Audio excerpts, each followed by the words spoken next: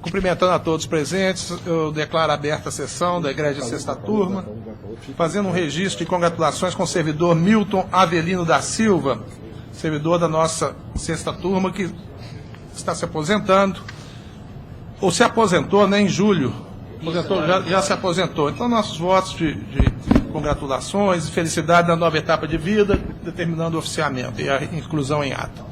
Senhor presidente, eu gostaria de fazer um breve registro. Pois não, doutora Neymar. Um pouco atrasado, mas a informação também passou atrasada. Eu gostaria de registrar aqui, vou expressar, pelo falecimento do professor Evaristo de Moraes Filho. Eu faço essa referência, ele faleceu no dia 22 de julho, morreu aos 102 anos de causas naturais em casa. E o professor Evaristo de Moraes Filho, ele me traz uma grande eu diria, uma influência, eu tenho um grande respeito pela sua pessoa, em razão de que ele foi procurador do trabalho, de primeira categoria do Ministério Público do Trabalho, foi um dos fundadores do Ministério Público do Trabalho. E a Associação Nacional dos Procuradores do Trabalho estabeleceu em 98 o prêmio Evaristo de Moraes Filho, destinado ao melhor arrazoado forense no âmbito do Ministério Público do Trabalho, em função e em razão da importância da figura do professor jurista que escreveu mais de 300 artigos, que publicou mais de 30 livros, né? Inclusive livros de poesia, porque também tinha esse lado poético, né? De música também, né?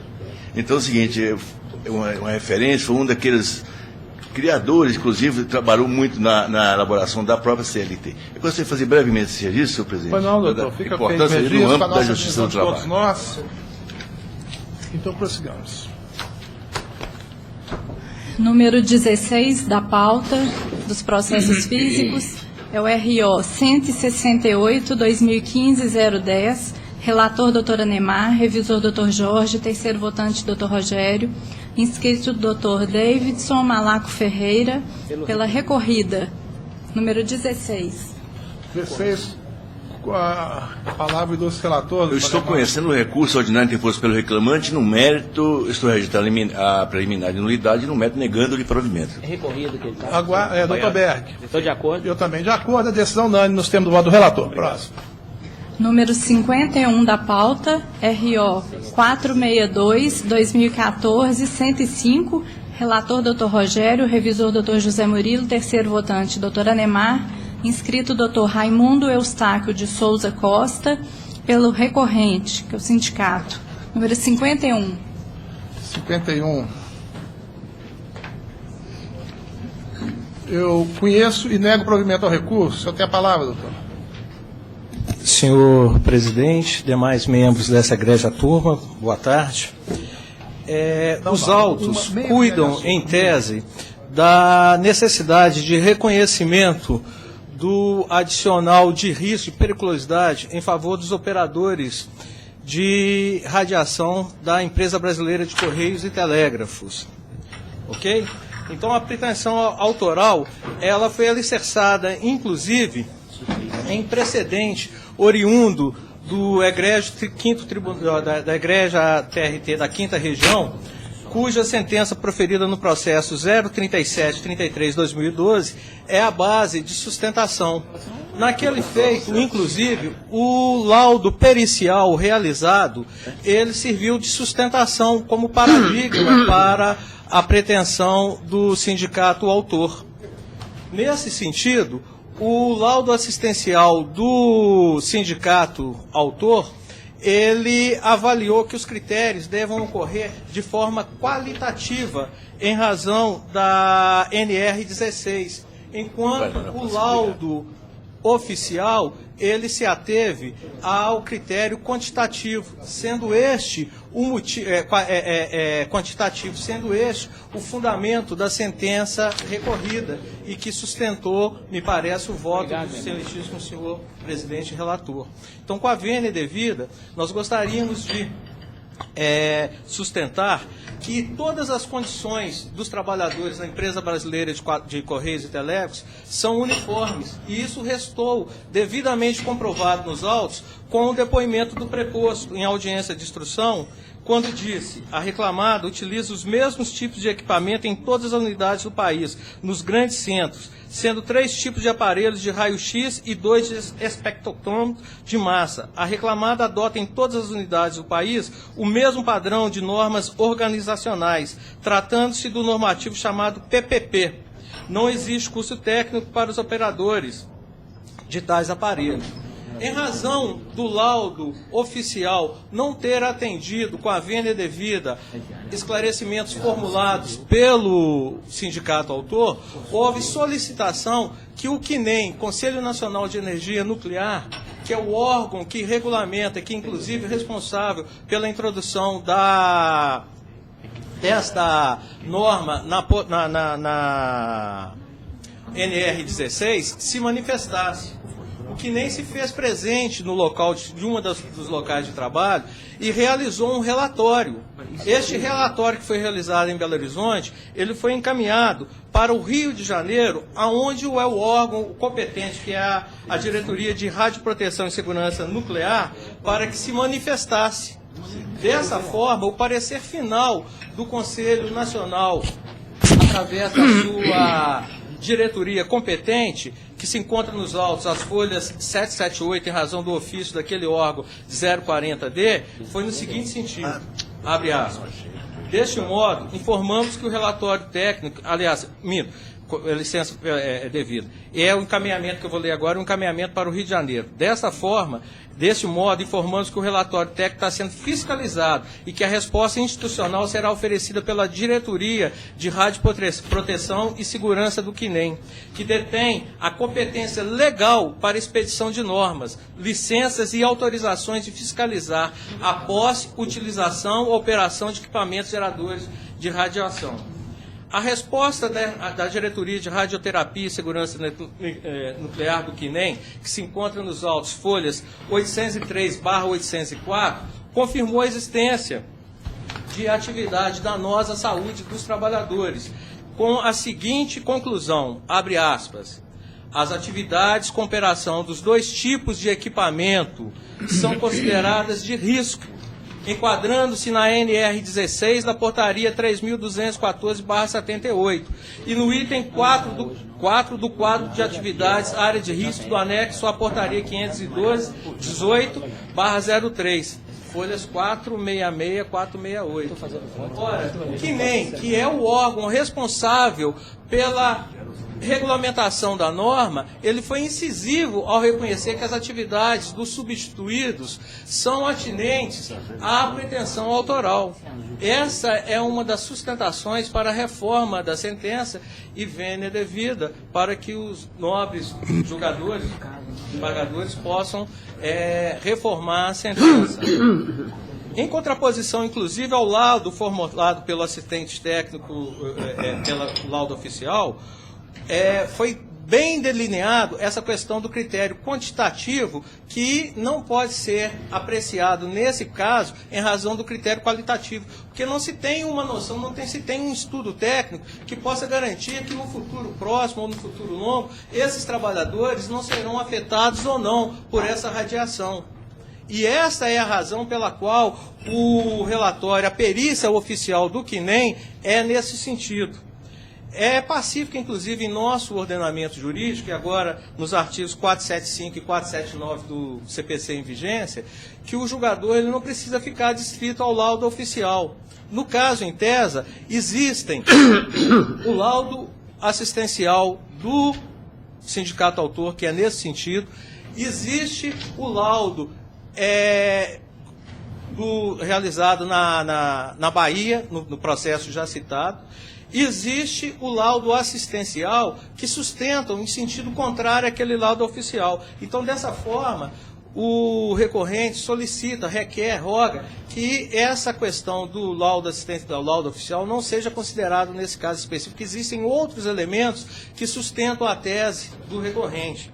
Esse é o caso, inclusive, do precedente oriundo do Rio Grande do Sul, RO número 00256/82/2014-04, que nos seguintes termos, pedimos vênias para citar: No caso, ainda que o juiz não esteja adstrito ao teor do laudo pericial, consoante o artigo 436 da CLT, entende o reclamante fazer jus à percepção da adicional de periculosidade e continua o acórdão paradigma citado pelo recorrente. Ademais, trata-se de caso para aplicação do entendimento expresso na orientação jurisprudencial 345 da SDI do TST, em verbis. Adicional de periculosidade, radiação ionizante ou substância radioativa, devido. Publicação no Diário Judiciário de 2 de 6 de 2005. Destaco ainda que nos termos da portaria 3.933/87 do Ministério do Trabalho e Emprego, a avaliação da periculosidade decorrente da exposição de radiação é qualitativa, sendo desnecessária a modificação de seus níveis, porquanto não há como assegurar que, ao longo do tempo, tal exposição não venha a causar prejuízo à saúde do indivíduo ocupacionalmente exposto. A referida norma, inclusive, dispõe expressamente que, abre aspas, qualquer exposição do trabalhador às radiações ionizantes ou substanciais radioativas é potencialmente prejudicial à sua saúde, fecha as aspas, e abre aspas novamente, que o presente estado da tecnologia nuclear não permite evitar ou reduzir a zero o risco em potencial oriundo de tais atividades, sob pena de evitar ou reduzir a zero o risco em potencial oriundo de tais atividades, sob pena de impor à sociedade custo tão elevado que dificilmente o mesmo seria justificado, fecha aspas. Ainda continua o acordo. A título de curiosidade, registro que a mesma questão envolvendo os operadores de equipamento de segurança postal, função desempenhada pelo autor no Rio Grande do Sul, da Empresa Brasileira de Correios e Telégrafos, da Diretoria Regional da Bahia, é a decisão paradigma citada como base da nossa sustentação, foi julgada procedente no processo número 000-737-33-2012, 505-0029 do TRT da Bahia, estando pendente de análise apenas recurso junto ao TST. A propósito, vale dizer que o recurso interposto pelo autor, em verdade, constitui praticamente cópia da sentença proferida naquele feito, que é o caso desses nossos autos. Nesses termos, dou provimento parcial ao recurso ordinário do reclamante para condenar a reclamada ao pagamento adicional de periculosidade desde 1/7/2011, limitação imposta na petição inicial, pois o reclamante afirma trabalhar com aparelhos raio-x apenas a partir de então, fecha parênteses, em parcelas vencidas e vincendas.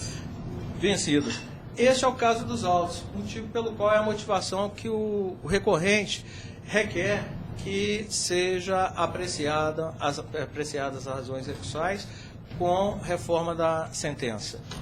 Pois não, doutor. A questão é eminentemente técnica. O perito realizou várias medições na presença das partes, respondeu a todas as impugnações do sindicato, afirmou, reafirmou, voltou a afirmar que não há atividade periculosa na espécie, não há exposição à radiação. O laudo é bem claro e por isso eu estou mantendo o voto. Doutor Zé Murilo. Propõe Vossa Excelência, como disse, o outro lá está no TST para julgar, esse aqui vai para o TST para julgar, eles vão decidir lá. Pois não, doutor Berg, doutor Lemar. Estou bem, senhor presidente, só quero registrar que recentemente o TST julgou um recurso de revista aqui de Pedro Leopoldo, e o juiz de Pedro Leopoldo, diante da divergência de laudos periciais, uma situação semelhante, o caso aqui é aeroporto, é scan de bagagem aeroporto, né? E então ele contatou o setor de radioproteção do CNEM, que nem a Universidade Federal de Minas Gerais, e o engenheiro explicou que o aparelho raio-x desses aeroportos apresenta nível de radiação bem inferiores ao limite de tolerância estabelecido pelos órgãos controladores e que não seria permitido nesses locais, caso ocorresse algum mal. Essa decisão, houve recurso de revista, o TST não manteve a decisão do primeiro grau. Então, o que eu quero dizer aqui é o seguinte, que no aeroporto, supõe que a dosagem deve ser bem superior ao dos Correios, como é o caso aqui. Eu também estou entendendo como... Exatamente. O perito foi incisivo. Ele fez o senhor já falou o seu tempo. Ele fez várias medições. A decisão unânime nesses termos, doutor. Próximo. Obrigado, boa tarde. Boa tarde. Número 19 da pauta, RO 359-2014-082. Relator, doutor Anemar. Revisor, doutor Jorge. Terceiro votante, doutor Rogério. Inscrito, doutor André Schmidt de Brito. Pela recorrida, número 19. 19, o relator, a doutora Anemar, tem a palavra. Eu estou conhecendo o recurso já interposto pelo reclamante, exceto que tange a alegação de fraude na data da contratação, e no mérito estou negando o provimento.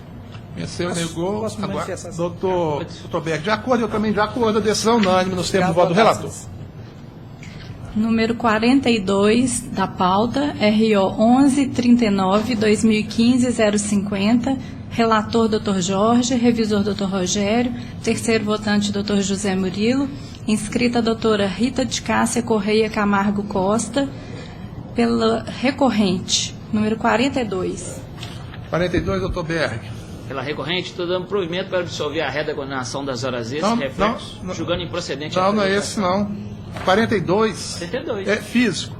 Físico. O processo Conhecendo o recurso, 1139. isso mesmo. Primeira opção. Não, 1139 não é Primeira isso opção. Né? Santa Cruz e Antônio. Não, não. Não. É, serviço. Então eu estou errado aqui, mas, 2014. Estou conhecendo o recurso e estou julgando improcedente. mas qual que é o número que você falou? É 1139-2015. 2015-050. 42. Ah, mas é Nada difícil. trocado. Esse outro tá aí também? Eu acho que Você fez com duas opções, está prevalecendo a primeira opção. Não é a primeira, o doutor Rogério pôs primeiro também. Eu pus primeiro, então é. Primeiro, a doutor decisão- Zé Murilo também é a primeira opção, Só a favor tá dela. recorrendo pela Pelas serviços de obras doutor Jacó e o sociais. doutor Zé Murilo? Eu só quero registrar que eu estou de acordo nesse caso específico, dada a peculiaridade do Não, caso. essa situação tem que ser cada a cada. Porque claro, né? ela trabalhando 12 horas, ela estaria à disposição durante 12 horas. Mas esse aqui é um caso específico, ela não trabalhava lá na sede do serviço social, trabalhava na casa das idosas, então, naquela época que trabalhava, não havia horas extras para doméstica. Então, nesse caso específico, Esse caso é fático. o contrato realidade eu estou acompanhando, tá? Mas nesse caso específico não quer dizer que em outros eu também, tá bem? Mas eu estou acompanhando. Então a decisão é unânime nos termos do voto do relator. Número 55 da pauta, RO 1915-2014-082, relator Dr. Rogério, revisor Dr. José Murilo, terceiro votante Dr. Anemar, inscrito Dr. Paulo de Tarso Ribeiro Bueno, pela recorrente, 55. Eu conheço e estou dando provimento apenas para excluir da condenação os reflexos das horas extras sob repouso remunerado. Parece que é essa a pretensão, mas tem o julgamento. A pretensão é essa. Né? Não, ele pediu porque foi desconsiderado os cartões de ponto.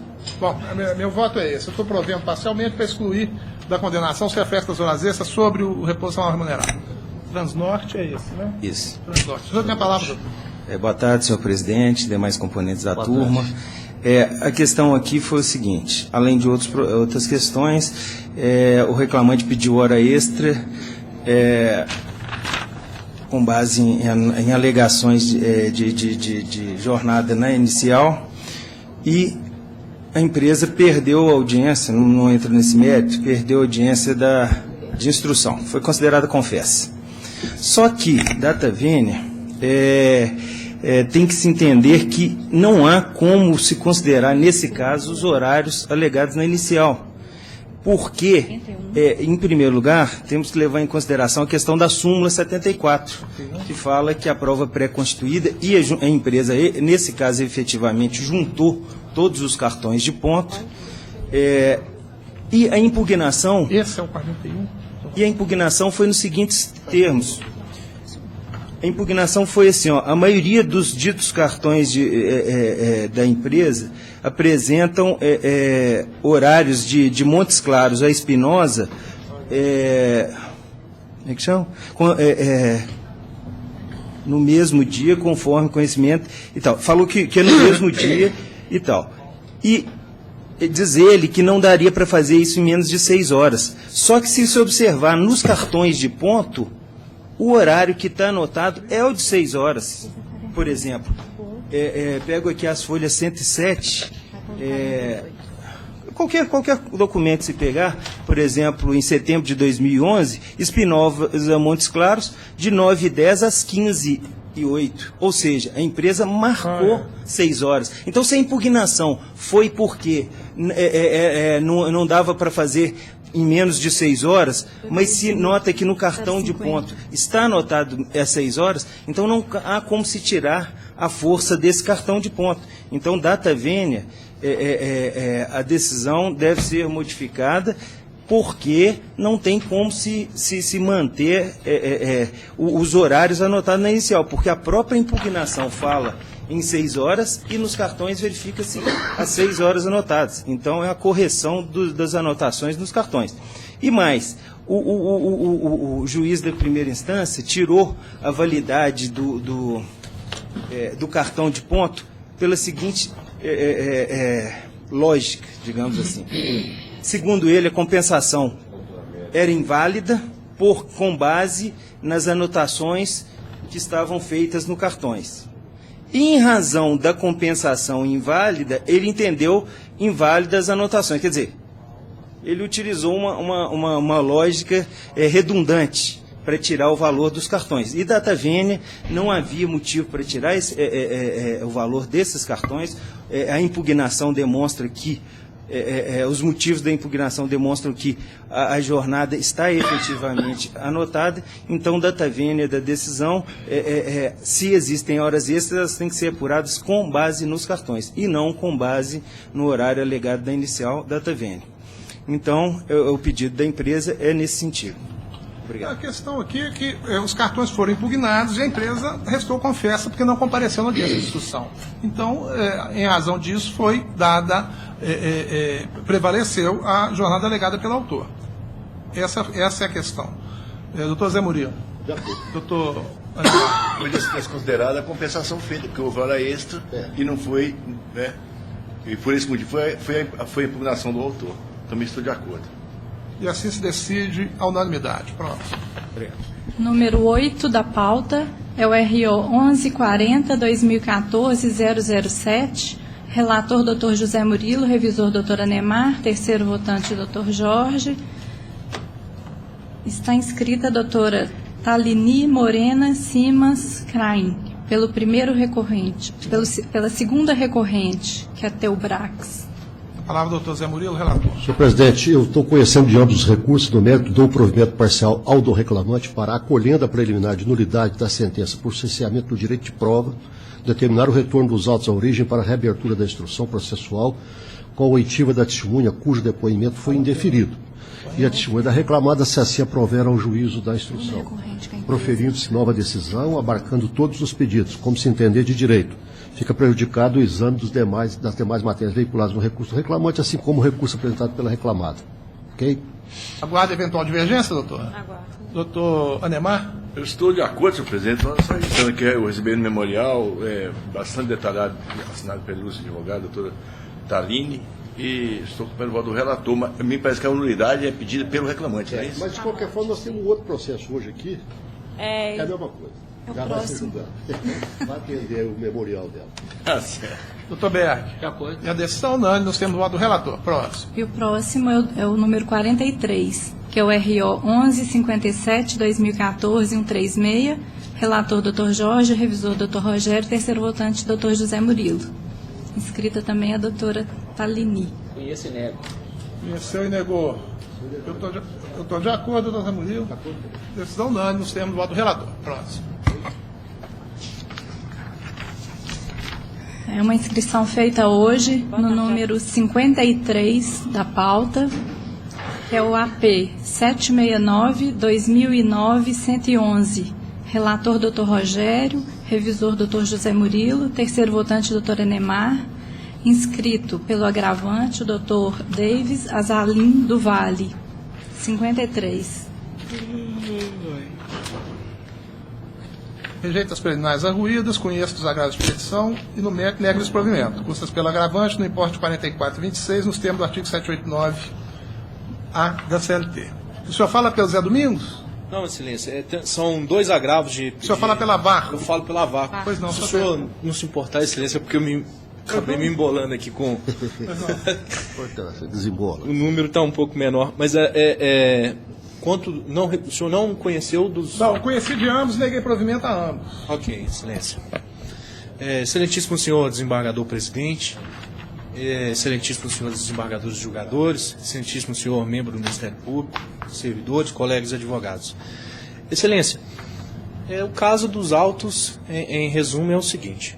O reclamante adentrou com propôs uma ação trabalhista, querendo que fosse reconhecido insalubridade e periculosidade no período que ele trabalhou, de 11 de 2005 a 2 de 2009. Elaborado o laudo pericial, o perito foi na empresa e reconheceu lá que ele teria direito a tanto a periculosidade quanto a insalubridade. O juiz proferiu a sentença e disse na sentença: reconheço tal, dou a periculosidade, também houve a insalubridade, a reclamada deve elaborar um novo PPP quanto ao período de 2005 e 2009. Mais à frente, a empresa apresentou o PPP, o reclamante falou que o PPP estava errado, a empresa corrigiu e, no desenrolar do processo, deu-se como quitado e entregue esse PPP. Só que o reclamante trabalhou por outros 2 períodos na empresa, que foi entre 1900 e... Deixa eu só achar o... Que foi entre 10 de 95 e 11 de 98, e 10 de 2003 e 7 de 2005. E ele requereu que a empresa apresentasse para ele os PPPs referentes a esses períodos. O juiz, entendendo, né, no curso do processo, entendeu por arbitrar a multa, e a multa também valer contra esses períodos, de R$100 ao dia, ou seja, nem era objeto da ação dele lá no começo. A empresa já entende que essa multa não poderia ter sido arbitrada contra esses outros contratos de trabalho dele. A multa hoje em dia chega a R$200 mil, ou seja, um valor muito superior, né, ao valor da condenação, né, que a empresa entende que não poderia ser arbitrado de qualquer maneira um valor de multa a chegar a R$200 mil, conforme o artigo 412 do Código Civil, que diz lá que o valor da cominação imposta na cláusula penal não pode exceder o da obrigação principal. E o processo dele lá era só contra o período de 2005 para cima, até 2009. Ou seja, o juiz reconheceu a prescrição quinquenal. Outro ponto que há que se falar. A empresa não tem como fornecer os dados que o reclamante, né, e também agravante agora pretende, né, que a empresa retifique o PPP, porque naquela época não havia determinação legal que imputasse à empresa que ela colhesse esses dados. A obrigação de se fazer o PPP veio com a IN e do INSS 118 de 2015, que diz que a empresa deveria, a partir de 1º de janeiro de 2004, entregar o PPP aos seus empregados, ou seja, somente a partir de 2004 ela seria obrigada a fornecer o PPP. Ou seja, como é que a empresa pode ser imputada, né, a fornecer uns dados que não existia, não havia obrigação legal? Ou seja, infelizmente a empresa não tem como fornecer esses dados que ele quer. Ou seja, se o INSS, se quando ele foi aposentar, requeriu a aposentadoria especial, e o INSS diz que ele não tinha direito, e ele está requerendo à empresa que forneça dados que não existem, ou seja, entende a empresa aqui que é impossível cumprir essa obrigação. Então, alguns pontos que a empresa está requerendo no agravo, né, que a multa seja estipada, porque o objeto da ação referiu-se somente do período de 2005 a 2009. Mesmo que fosse por objeto de acordo algum outro período, essa multa estipulada em sentença ela não poderia valer contra os outros períodos. 2. não existia regra normativa que obrigasse a empresa a ter os dados que o reclamante está requisitando na época. Então, também não poderia ser aplicada a multa. 3. O valor aplicado na multa. Aplicado na multa contra a empresa ultrapassa o valor da condenação principal, que é o objeto da ação. 4. Faltavam 2 anos para ele se aposentar. Se a gente somar o valor que faltava para ele desse período, para ele se aposentar, que a remuneração dele era R$4.000, não chegariam a R$100.000, ou seja, há um enriquecimento ilícito. Há um enriquecimento ilícito que a empresa entende nesse sentido.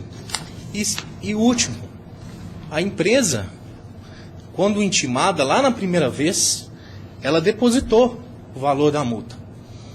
E logo após isso, continuou o SLJ aplicando multa e correção monetária após o depósito.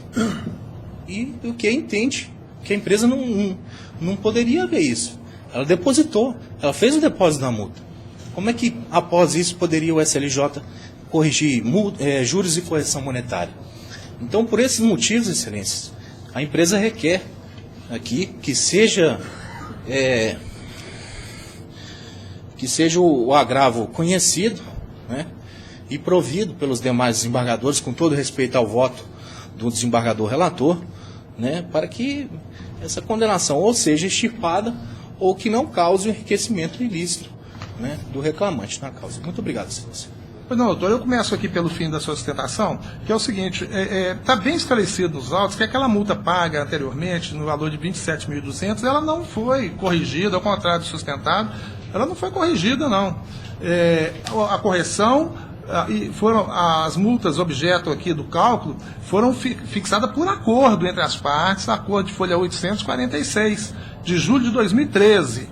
E o cálculo seguiu estritamente o avançado pelas partes e a jurisprudência predominante é de que, se tratando de astrentes, não incide a regra do artigo 412 do Código Civil, que limita a cláusula penal, que não é o caso aqui, ao valor do principal. Então, por isso, eu estou mantendo o cálculo está estritamente de acordo com o que foi avançado pelas próprias partes da folha 846. Doutor Zé Murilo. Senhor presidente, que pese as considerações de Vossa Excelência, eu vou pedir vista para a próxima sessão, para reexaminar melhor essa questão. Para a próxima sessão. Então fica adiado para a próxima sessão, o senhor já sustentou, então nós vamos colher o voto do revisor e do terceiro, na próxima. Ok, obrigado, excelência, boa tarde. Bom.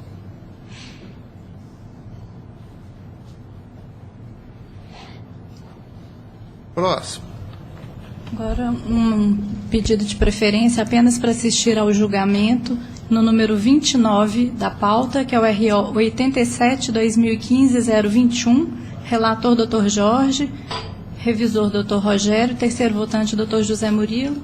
Está presente o Dr. Gustavo Humberto Monteiro, pela reclamada 29. Eu estou rejeitando a preliminar de intempestividade suscitada pela ré em contra-razões, estou conhecendo de ambos os recursos. No mérito, negando provimento ao doutor e dando provimento ao apelo da reclamada para excluir da condenação ao pagamento de horas extras decorrentes sobre jornada e de desrespeito ao intervalo e reflexo, bem como para excluir o pagamento da multa aplicada na decisão de folhas 273. Com isso, julgo-se totalmente procedentes os pedidos da inicial, à exceção do de justiça gratuita, já deferido, invertidos os ônus sucumbentes com custos processuais pelo reclamante, calculados em R$200 sobre o valor dado à causa. Exemplo. Estou de acordo, doutor Murilo? De acordo. Decisão unânime, nós temos o voto do relator. Próximo.